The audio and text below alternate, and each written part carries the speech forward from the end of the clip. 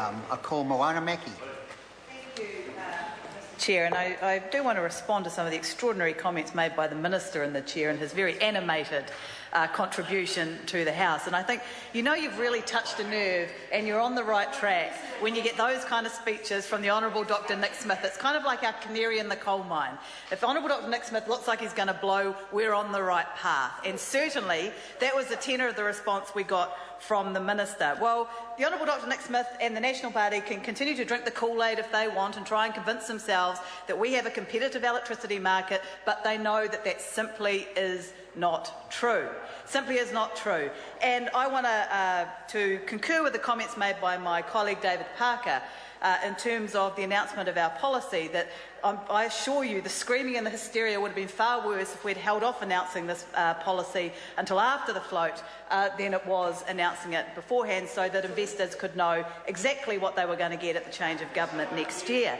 And let's be clear, 2.5% of New Zealanders bought shares in Mighty River Power. 2.5%. 100% of New Zealanders owned that company in the year that we're discussing, 100%. And that is not going to be the case in the future, and that is a tragedy. Now, Mighty River Power owns 9 hydro stations on the Waikato River. They have 5 geothermal stations in the central North Island and a gas-fired station in Auckland. Now, if you look at those hydro stations, these are assets that were built by the taxpayers of New Zealand. Built by the taxpayers of New Zealand. They have been paid off in full. So why is it that New Zealanders are not getting the benefit of cheap hydroelectricity generation? We have one of the highest levels of hydro generation in the world. Why is that not reflected in our power prices to consumers and to small and medium businesses? Why? In a time of flattening demand, of a surplus of generation and a collapsed carbon price, why are power prices continuing to go up? If there was ever a time that you would consider, it's not Paul Goldsmith says transmission. That's the go-to response. It is completely untrue that transmissions and lines charges have been responsible for the driving up of electricity prices. It is the wholesale electricity market. You only have to look at the report in 2007 that confirmed that, and all the evidence that confirms that it is not transmissions and line charges that has driven up electricity prices. It is the wholesale electricity market, and that continues to be the case to this day. And I'm very pleased that Paul Goldsmith raised that so that I could don't tell people that, so that I could absolutely refute the single biggest fallacy in this debate, which is that it's transmissions charges that have driven up electricity prices. It is not. So when it comes to Mighty River Power, I pose the question again. Electricity prices for consumers and households went up on the 1st of April. Within weeks of that, the Chief Executive of Contact Energy was saying they're going to go up again.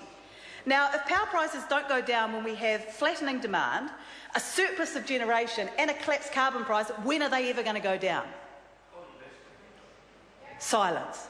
Because the answer is we don't have a competitive market.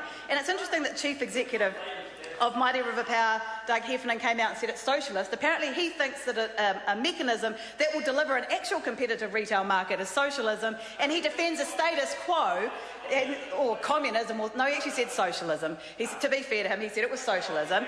So this is defending an uncompetitive market.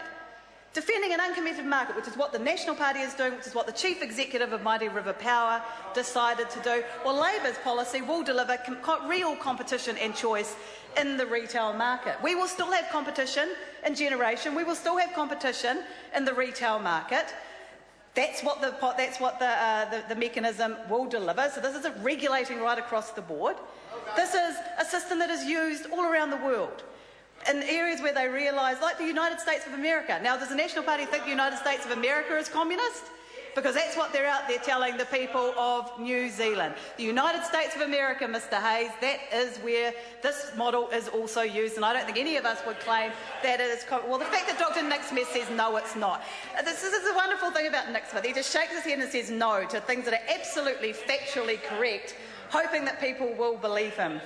The reality is power prices are too high. Yes, they went up when Labor was in government. That shows that the model does not work. The Bradford reforms have not provided the promised decrease in power prices that were promised at the time. It has failed. As I said, the National Party can continue to drink the Kool-Aid if they want and pretend that it hasn't failed, but the reforms have failed and it's time to do something about it. Members, the question is that the report of the Commerce Committee on the 2011-12 financial review of Mighty River Power Limited be noted. Those of that opinion will say aye. To the contrary, no. The ayes have it.